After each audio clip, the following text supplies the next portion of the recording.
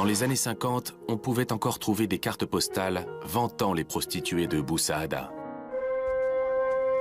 Dès 1830, l'accès à ce supposé paradis sexuel va être résolu par l'application méthodique du réglementarisme. L'Algérie va devenir un véritable laboratoire dans lequel on va pouvoir tester les mesures phares du système, tout en y ajoutant une création de toutes pièces. Le quartier réservé, c'est-à-dire exclusivement dédié à la prostitution.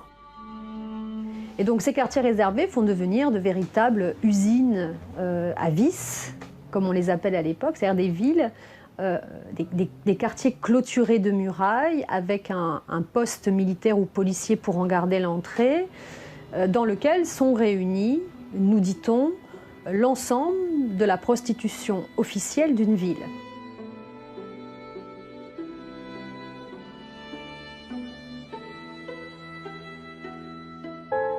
Le but du système réglementariste n'est pas de produire une prostitution qui soit saine. Le but du système réglementariste, c'est de permettre à une catégorie de femmes d'être sacrifiées et de surcroît, comme nous sommes dans un système capitaliste, de rendre la sexualité, qui, comme vous le savez, fait gagner beaucoup d'argent, rentable. La colonisation et les guerres coloniales ont été vraiment des fabriques d'une nouvelle virilité. Or, cette virilité, elle s'exprime de deux manières.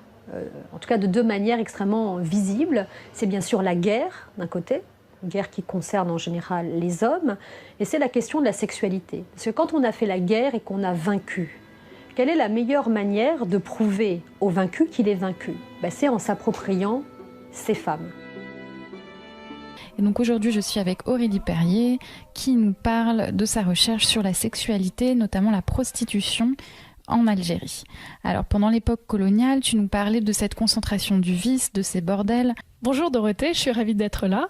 Donc Aurélie, tu as écrit ta thèse sur la sexualité et les questions de genre dans l'Algérie coloniale du 19e siècle. Pour rappel à nos auditeurs, l'occupation française de l'Algérie commence en 1830 et s'étend jusqu'en 1962, date à laquelle l'Algérie obtient son indépendance. Avant l'occupation française de l'Algérie était une province de l'Empire ottoman. Parlons aujourd'hui de la prostitution à l'époque coloniale en Algérie. Alors, est-ce que tu peux, dans un premier temps, nous raconter comment existait la prostitution avant l'arrivée des Français en Algérie ? Parce qu'elle existait.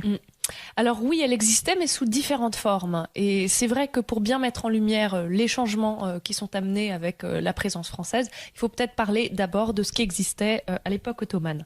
Donc les prostituées étaient vraiment faisaient partie intégrante de la société et elles n'avaient pas elles ne souffraient pas de stigmatisation. Et c'est quelque chose qui change.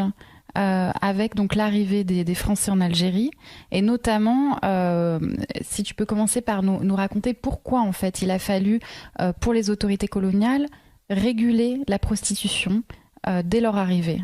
Ce qui est intéressant, c'est qu'à peine un an après avoir débarqué en Algérie, les Français embauchent les services d'un individu qu'on appelait le mésoir, donc qui existait à l'époque ottomane et dont le rôle était de superviser un peu les courtisanes.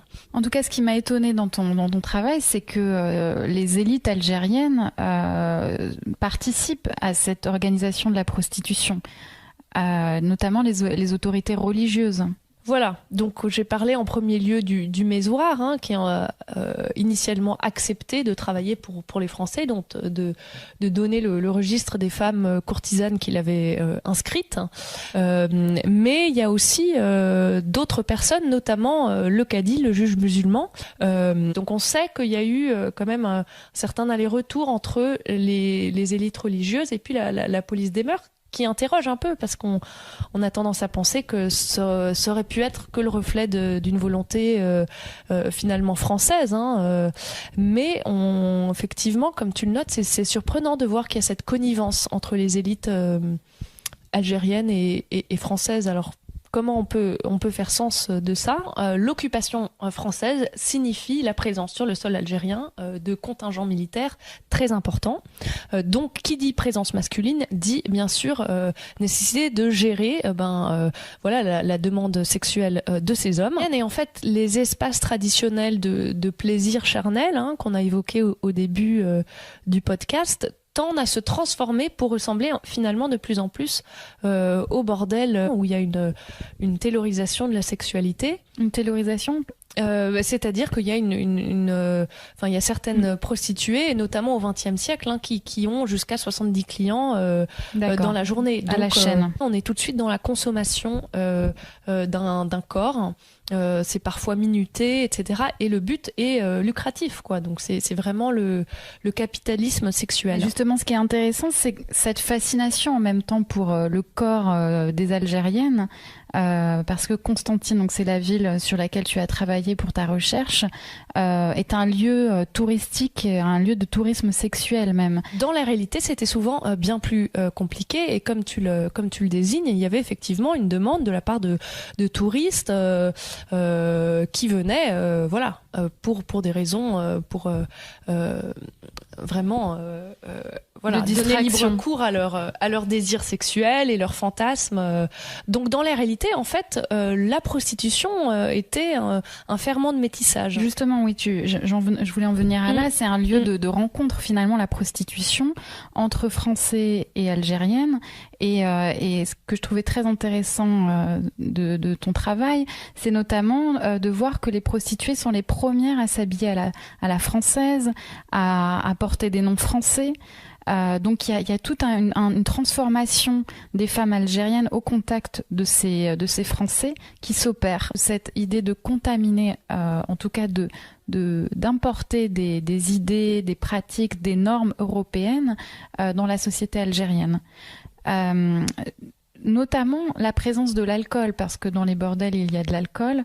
Est-ce que ça contribue à la diffusion de cette consommation dans la société algérienne? Alors en fait, il y avait une régulation contre la présence d'alcool dans les bordels. Mais ce qui se passe, c'est plutôt que les prostituées, après, sortent du bordel, ou en tout cas, tu évoquais tout à l'heure la folklorisation de la prostituée. Il y avait notamment une tribu en particulier dans l'Algérie ottomane qui était connue pour former des courtisanes. Et c'était quelque chose où les mères formaient leurs filles, etc. Et c'est quelque chose qu'elles pratiquaient pour un temps, pour amasser un petit pécule avant de se marier, et qu'ensuite elles abandonnaient entièrement cette profession.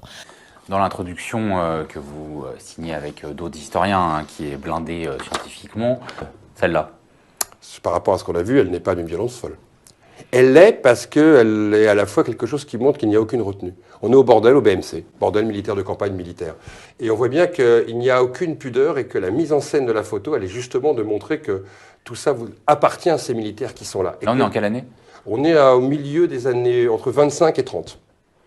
On voit bien au niveau, on est certainement dans le sud algérien, au niveau des uniformes. Mais surtout, ce qui est incroyable, c'est la mise en scène qui est proposée. Il y en a d'autres dans le livre, on voit la mise en scène au moment de jeunes filles qui font la pyramide des prostituées. Des comme ça, on en a vu des centaines. 1 millier de prostituées à peu près qui vivaient dans une ville fermée avec des cinémas, des bars, des restaurants, des lieux de divertissement. Et on allait au bordel, mais cette fois-ci, ce n'était pas un lieu, c'était une ville bordel. Et les Français ont inventé ça. C'est-à-dire qu'ils ont inventé quelque part des mondes qui n'existaient pas avant leur arrivée, sont devenus des mondes du réel, car ça faisait partie de leur harem à eux, de leur compensation d'être là-bas, de ce monde qu'ils découvraient et qui devenait le leur, où ils avaient tous les droits. Ils ont tous les droits au point que quand la guerre d'Algérie aura lieu, comme la guerre au Cameroun aura lieu, comme la guerre d'Angola ou au Mozambique aura lieu avec les Portugais, la guerre du Vietnam, ces hommes qui seront militaires 20 ou 30 ans plus tard, leurs successeurs, considéreront qu'avant de partir, il faut violer. Et les guerres coloniales seront parmi les plus violentes sur le corps des femmes qu'on ait connues. Parce que partir de ces empires, c'était donc laisser derrière soi ces femmes. Et la meilleure manière de les punir, d'abandonner quelque part le colon, ça a été de détruire leur corps et donc de les violer. Et donc ces histoires, elles ont un impact réel. C'est que tout ça a fabriqué un droit de propriété sur ces corps. Ce n'est pas simplement des prostituées qu'on mettait en scène là. C'était des prostituées aux colonies. Et par définition, elles n'étaient là que pour servir le blanc et le colonisateur.